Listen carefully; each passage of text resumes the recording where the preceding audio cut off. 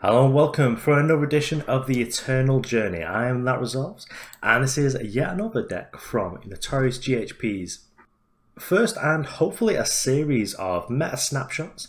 The link, as in the other video, will be in the description, but I think this deck is actually pretty sweet. This was originally piloted to a first place finish by Nishaba, and that was in the Kaleri Saturday Challenge, which I believe replaced the ETS for a week just while they were on a hiatus figuring out what was going on with the markets. But this deck is a meme machine, and I am naming this the no market Combrei for now, as this doesn't care about the market whatsoever. I suppose the only reasonable merchant that you'd actually want would be the Crest, just because you've got a flying unit you'd be able to go and fetch up a sword unity for and put it on top. But this deck is all about raw efficiency. It's just a load of 4-offs, which is really nice because the deck's going to be a lot more consistent. And rather than playing more virtual effects, it's just playing like more actual hard effects. So it does have 4 of each of the really good weapons that I've been impressed with, which is the Vanquisher's Blade, as well as a Sword of Unity. Sword of Unity I've seen a little bit less of, but that's because it's hard to splash. I mean, this is basically locked into being a Combrei card, but the Vanquisher's Blade, I've seen it in Ricano, as well as I've seen it in Argenport as well. I've still not tracked down the perfect Argenport list I want to play with. Probably just going to have to wait for someone else to break it, and then I'll try and figure it out from there. But overall, this has got a lot of good pieces in it. It's got Initiate the Sands just for a little bit of acceleration. Should be able to wrap you at one of your free drops if you can. So Coastal, Battlemage or Unseen Commando, although these are both quite difficult to do because you do have the double justice. Valkyrie Force is generally not super exciting, like on turn 2, because there's not much for it to silence. I mean, maybe you can like tag an Odin in and then just like invalidate your opponent's deck, but aside from that, mostly you don't want to be playing Valkyrie Force a little bit later in the game just to shut down Sandstorm Titans. Anything else that's been a bit of a nuisance. I like that we're effectively playing 7 copies of Vanquish, even without a market, because we do have their 3 over here, as well as the Vanquisher's Blade, and the spellcraft abilities on both of these is actually a lot nice because we do have the ramp from the Initiate the Sands, and back on the Initiate the Sands, this is a pretty sweet piece with the Awakened Student, because on turn 2 you can already have a free Awakened Student, because if you played like a State of Progress, played your Initiate the Sands, next turn you get to play the Awakened Student and then play the power, triggering in power, and it's just going to be +1 ahead of what it really should be. It's just like a nice synergy with the deck. But overall, we've got the Teacher of Humility, which people are a little bit cross with, and I can see why, because those disciplinary weights are quite heavy and weighing you down. Although I was playing the primarily carry deck recently and did quite well, mostly against the Teacher of Humility decks, just because I had millions of interactive spells. It was just stopping my opponent from hitting with Teacher of Humility. Because when you look at cards like Torch, Permafrost, and Island's Favour, it's pretty difficult for that Infiltrate to actually ever happen. And those time decks can never actually pop a Face Aegis, so the only way being this Infiltrate.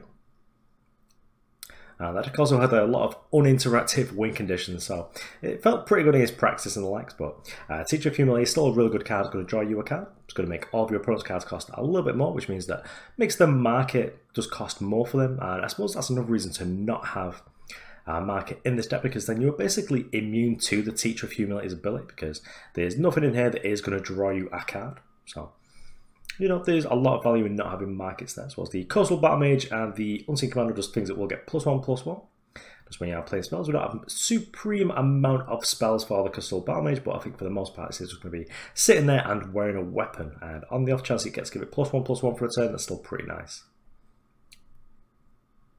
Unseen Commando is still a staple of Justice decks alongside the Valkyrie Enforcer. Copperhall Elite as well. It's gone out of favour a little bit in a lot of like the TJP decks because it's now been replaced by Svetcher, but this is still good. Just having Aegis and Overwhelm, just give it a weapon. Sword of Unity can give it Aegis as well to refresh it if your opponent has managed to pop it the first time. So, you know, you're not losing out too much value if you do get to play the Stand Together off the Sword of Unity. But overall, the deck's nice. Got a load of 4-offs, just a load of consistent numbers. Really happy to try this out. So let's go to those games and see what the deck can actually do. Okay, so we're on the play here as an aggro deck. That's pretty much what we want. This hand is the absolute state, so just like 5 power, 4 drop, and basically 5 drop weapon. And let's redraw this, try and do something a little bit better. We've got the potential to do some busted stuff. Fortunately, this turn 2 Teacher isn't going to be happening, but turn 2 Awakened Student or the Crownwatch Paladin is still pretty good here. Probably going to go with the Crownwatch Paladin, because if we draw a power, we get to turn this into a free anyway.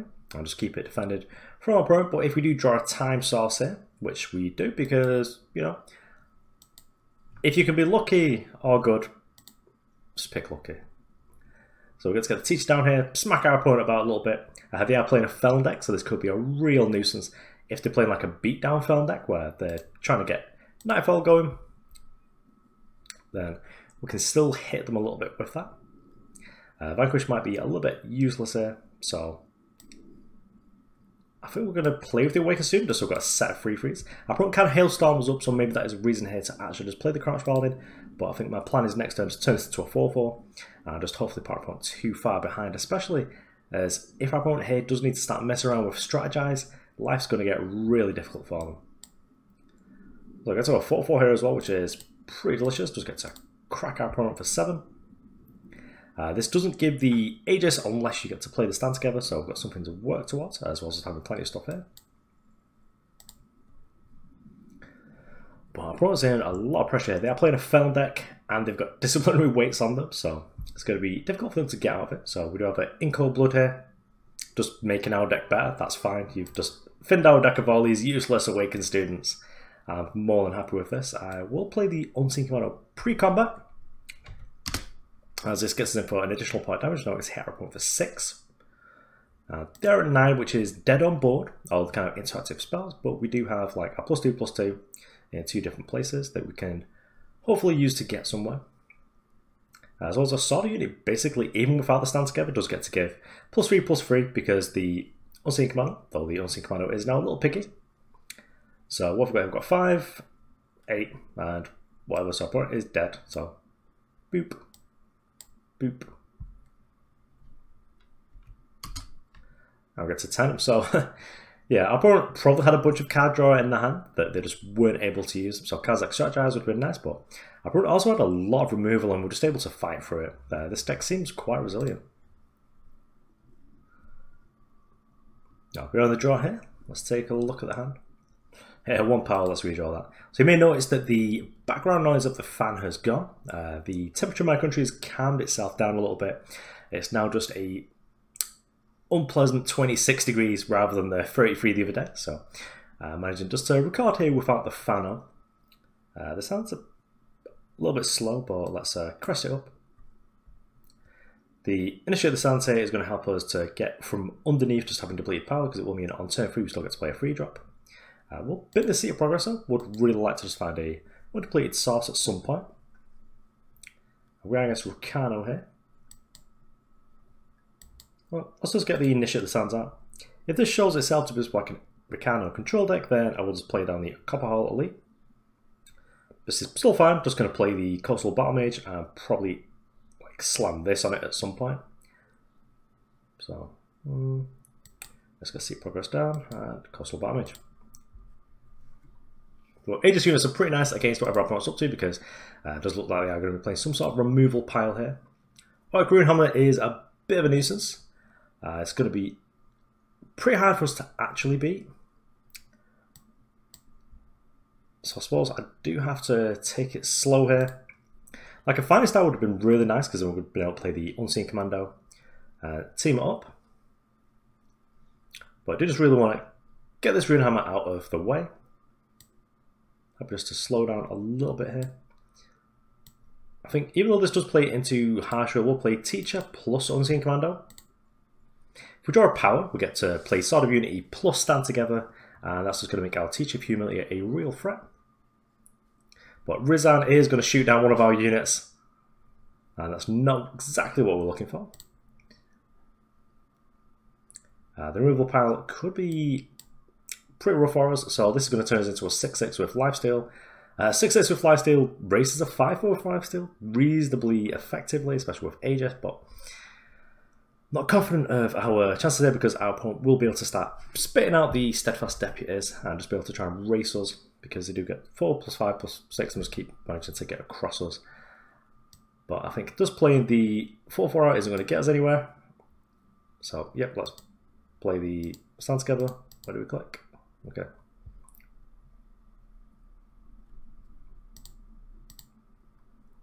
So, yeah, okay. So the Rizam doesn't actually have lifesteal yet, which is kind of nice. Also gets to Waitson, and there we go, perfect draw. We've got the Valkyrie Forces, we're able to shut this down if it does get lifesteal, so we should still be able to race our opponent here. Roll. A carrier. So our opponent is going to have an carrier to block with, which isn't exactly what we're looking for here. But we'll kill the carrier if we do have the opportunity presented to us. We do get to gain 6 in. Okay, well. So Valkyrie Enforcer, get this guy out of here so our opponent doesn't get to try and race us too hard, and it's just going to be a Crest turn. Diploseal, no thank you. I wouldn't mind finding another one of these sort of units just to be able to try and pull ahead and just try and kill our opponent. Finest Hour is also sort of fine because it does do some work if our opponent does some sort of weird double blocks here with like the 5-5 and the 4-4, just to try and get rid of our teacher, although it could very well just be blocking these two guys on the floor because the carry is going to do a lot of work here. But Finest Hour is also good because it means we get to either attack or block with the Valkyrie Enforcer. Now, our opponent is going to probably find out the hard way that... Okay, so we're playing Boar here just as a expensive way to pop an Aegis. That's reasonably fine. Our opponent got to find out the hard way there that the Ixtun Merchant is still hit by the disciplinary weights. Now this is the... Wow, the next one costs 7. Yes, because you draw it. Okay, nice. So we can get in for 7 points with the teacher here. Let's get to gain a bunch, which is sort of nice, but it's got a lot of like really nice blocks for that. I think we'll flood our board a little bit. Got a reasonable double block here. Okay, so the Annihilate here. Okay, just popping the 6-6, that's fine. Probably should have attacked in that instance there. So carry gets to attack here. We probably actually just need to kill the Icaria. Then we do want to leave like something in play. We do get a unit in play here, but now it just blows out. Yeah, so I'm going to concede here just because our opponent is going to... Well, there's the Rubbin's Awakened student. Our opponent is just going to have better top decks now because there's like 3 war cries from the Icaria, which will just give it plus 15, which is no good for us. So give them the old GG's, move to the next game.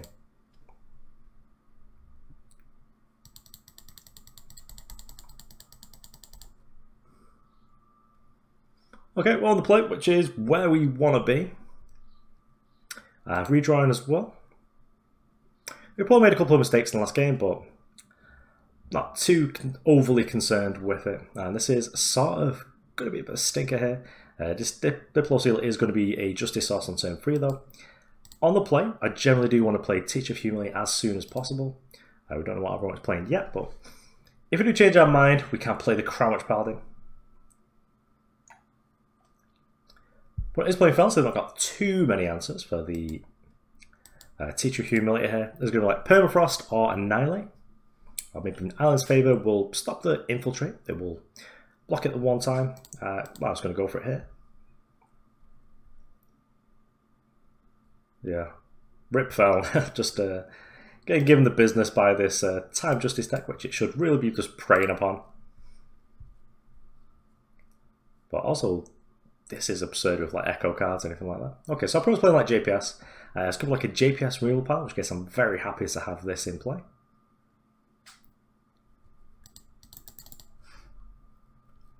Could like some sort of JPS. Okay, so Hailstorm's fine. We're just going to load up with more Aegis threats. And then eventually we're just going to flood out and just play a Sword of Unity. So that's pretty much what we're going for. I'm going to be a little bit more power efficient this turn actually. Just play the Copperhall Elite. Because that way, if we draw a power, we'll just play 3 to 2. Otherwise, we'll just play 3. Like, that's still fine. But Aegis threats as well are going to be pretty good because if our opponent's playing a load of nonsense like Hailstorm and Harsh Rule, it just means that they're going to be paying a lot of power to just kill one thing, pop an Aegis, and we're still going to have threats in place to be able to still push damage, which is basically the aim of the game. There's not too much of a mid-rangey plan here. We're not playing the version of the deck that does have stuff like Seraph in it, so we've got like a super good late game, so we do just want to kill our opponent's dead and just get in for Vigilante. Okay, so maybe that's a fail state for the Warcry side to go on initiate stance, but the 2-2 initiate is not embarrassing here. I'm just going to get it. Would have been nice just to hit a Commando just so we were able to attack in for a little bit more, but the easy block there anyway.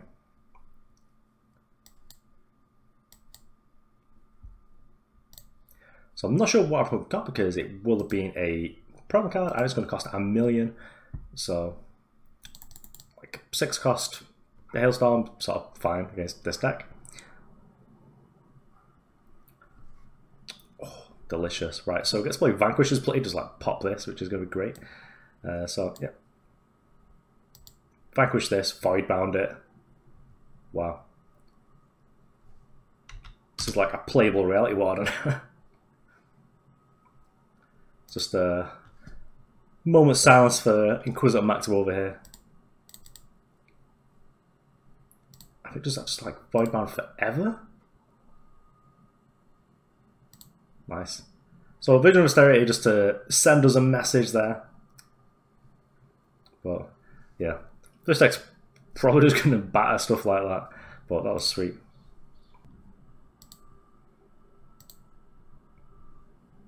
Okay, here we're on the draw with a potential turn 2 Teacher Humility.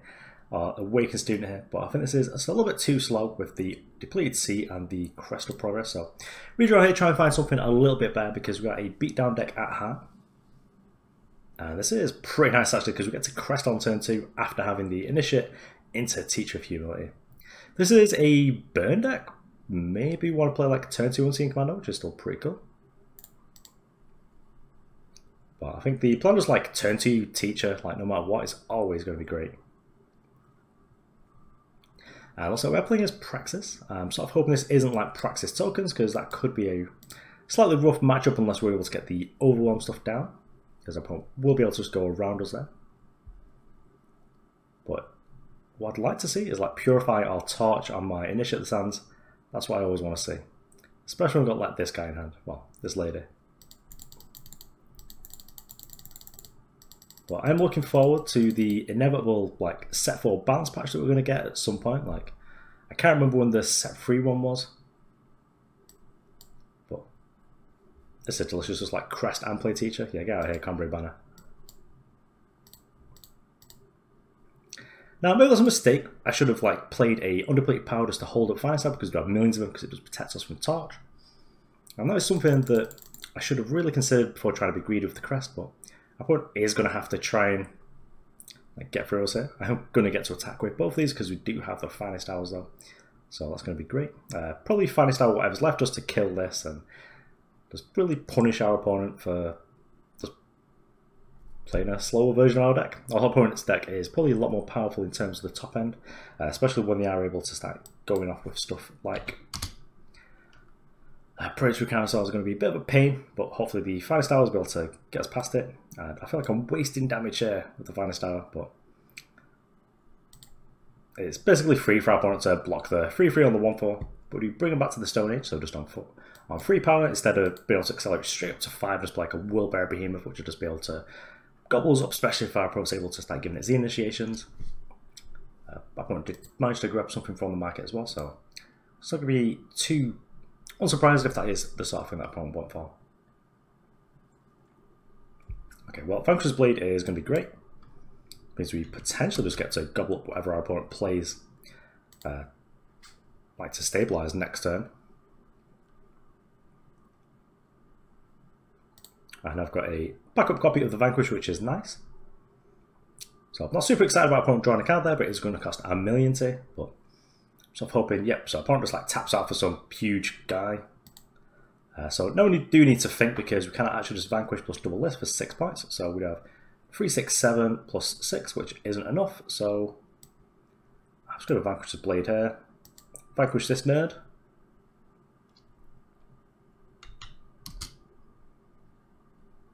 So I'll get in. Remember like a week ago when we all thought, man, like time legendaries with the scariest thing ever. And all it takes is this little blade that just goes, nah, stop that. Like, no value for you. Kinda saw. For a solid line, but fortunately for us, we do get to kill our opponent here with the double Finest Hour. It's like, go on this shit, give it to him. No need to BM here, just like Vanquish and all this sort of nonsense, like double Finest Hour, just may as well just get in there, give them the business and move on to the next game.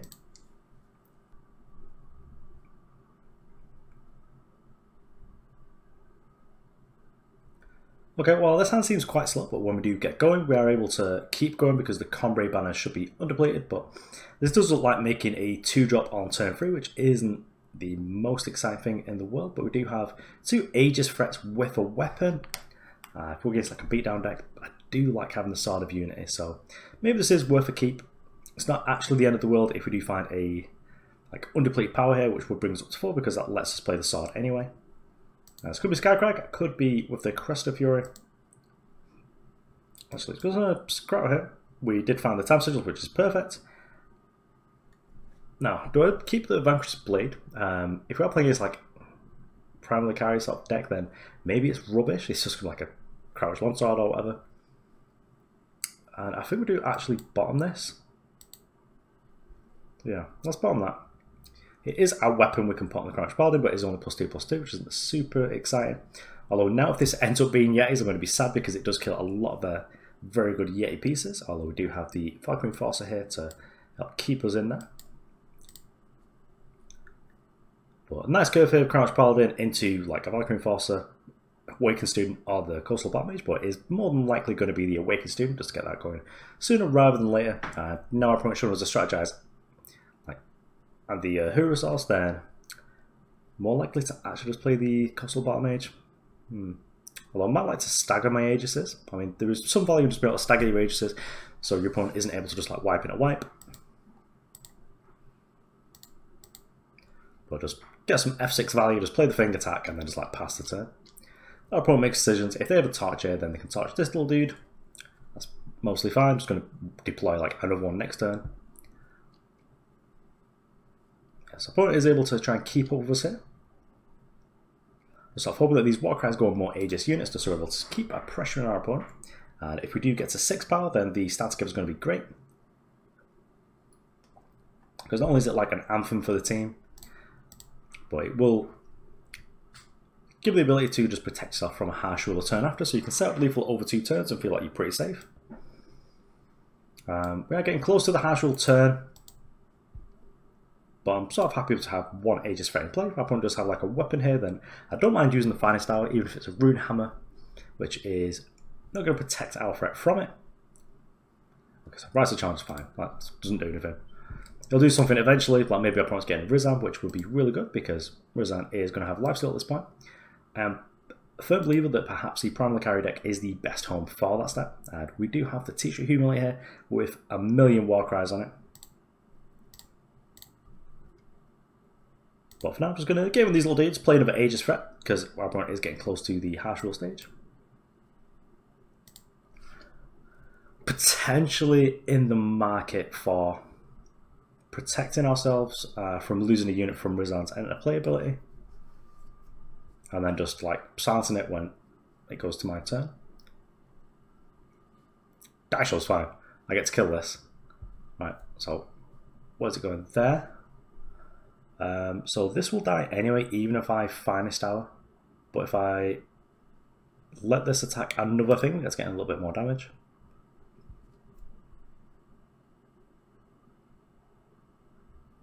Probably might be smart because he felt the fast effect there and just like not attack, but yeah, just like turn our defensive Finest Hour into a little bit more damage.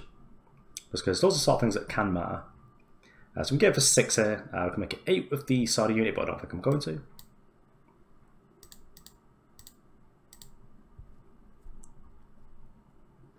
Look, our opponent probably does have a harsh rule because they're like playing Primal Carriers, so they do have like strategize and stuff to be able to find it. I feel like I want to play this Teacher. But even if their turn is just making a carry, we're still able to go around it for 6. So I think I'll just sort of play a little bit scared here. They don't usually play 2 die shows anymore to be able to try and clear up the board. And a die show would actually still kill them, so yeah, so they're going to kill one thing here. They do need a torch to be able to deal with this. So we're at 7 here. We can get 2 more points. Not going for the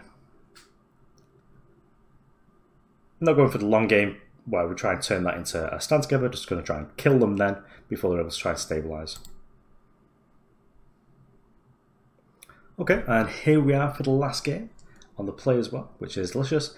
We do need Justice sources to really get going, but It's the last game, and we get to make a turn 2 teacher, which is nice. So hoping our opponent's playing some sort of torch deck, and they're just like torch the initiate, so we get to free roll this to victory. This is definitely a greedy keep, but if we are able to connect with the teacher, we get to draw a card. Brings us closer to Justice sources in general. Okay, play against Granny Drones. We're never going to get in. Well, got there with the seat progress anyway. Not going to attack with the initiative. This is an only roll I'm probably attacking just because I do like that. But it's going to be teacher here. And then next turn, Paul's going to try to set up with the Awakened Student. This could be the Kenner deck, which is probably going to be a bit of a nightmare to deal with. Those will just attack here. Right. Go on, that's through. No, just well, we do need to get through those grenades eventually, because otherwise it just like stonewalls our Crownwatch Paladin. Perhaps there's an argument there just for attacking with both. Yeah, I think we like missed the point there. But we do get to attack next turn, so that's sort of fine. Grenades are like another way of preventing the discipline weights as well, which generally most. Oh dear, oh dear. Well, opponent gets to block our thing now. What about a weapon, just to get through it?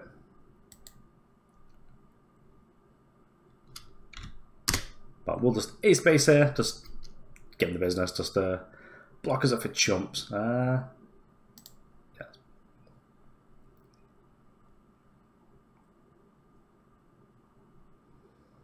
Can't play the Valkyrie Enforcer out.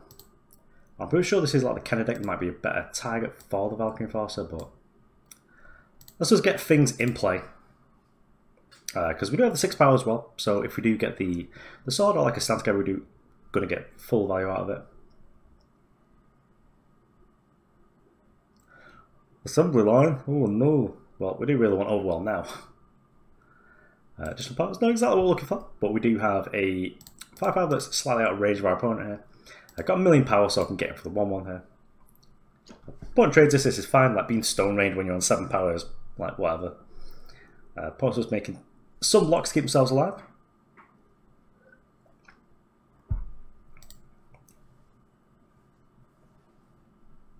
Now we don't have like accelerated evolution to be able to give our stuff endurance because we are just playing straight Combrei here. I'm curious what this Ixton Merchant's going to be getting. I've not actually looked at this deck too much to see what their sort of market board. Okay, so combustion cell. Okay, well, the attack with the initiate stance is not free anymore, so I'll just keep that there. I'm missing a point out here by not playing the Sigil, but just get a little bit too excited myself. So I'm not going to play it now. So it gives our opponent the spook, something to play around, although they know it's not a combat trick. It's potentially just like a singleton. Okay, so opponent is attacking here. So this looks like the turn where they're going to be making the cannon, and they will get to get a spell back. Oh, Molodikova. Okay, cool. Well, that's gross. Molodikova giving us the business here. We do only have a 6/6, so we are pretty dead on board just to this big boy over here. Well, I'll give it one more turn, but I'm probably going to skip this one up. Which is good for us. That's bad for us. So we do need to find like exactly Sword of Unity just to be able to get in. Combrei bonus, not quite in. Do have a 7/7 though. But yeah, just gonna skip up because we are dead just like from the attack. But Sword of Unity there would have like still been a live draw, which is probably a good reason to actually have that in the deck. But yeah, it's nice ball. Deck was sweet. Let's go on to the deck tech. Okay, so here we are. The deck is straightforward. I did actually really like it, which is not something I can normally say for Combrei. Typically, like Combrei beatdown decks are playing rubbish like Reality Warden. I'm still really angry that I actually spent shift stones to create a playset of them. Or like, I crafted Nostrixes like the day before In Cold Blood was printed, so I've got some like hard feelings here, but I'm fine with the Gnostic Craft because at least that's still a fun card. Reality Warden's just like Garbo. But this deck is sweet. It's efficient. You know, you could add a third faction if you wanted to, but I don't think you really need to. I think this deck's fine. I'd like to see a version of it with like a market with Windcrest Merchant. Maybe that's something like Overmaster or something like that's working up. But overall, deck sweet. I would also recommend jumping over to Notorious GHP's YouTube channel, because I know they do a lot of Twitch, but they have been putting a lot of videos on their YouTube recently, and their style is probably quite similar to mine, but maybe a little bit better. It's a lot more analytical, and they're also quite friendly just to get in touch with on their Twitch channel. But thanks for watching. I've been That Resolved. All links to things I've discussed in the video will be in the description, but I will see you around. Thank you very much. You won't stop me.